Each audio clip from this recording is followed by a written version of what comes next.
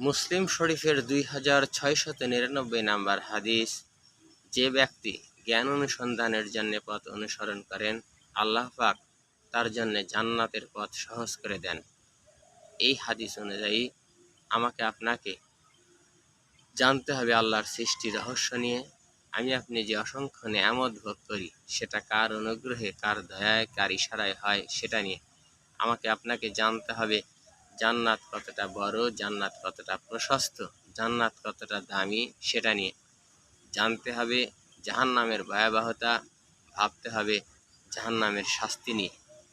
আল্লাহ পাক আমাকে আপনাকে বেশি বেশি আল্লাহর অনুগ্রহ স্বীকার করা, বেশি বেশি আল্লাহর সৃষ্টি রহস্য নিয়ে ভাবা, তবেই হয়তো জান্নাতের পথ পাওয়া সহজ হবে। আল্লাহ পাক আমাকে আপনাকে জান্নাতের মেহমান হিসাবে কবুল করুক। আমিন।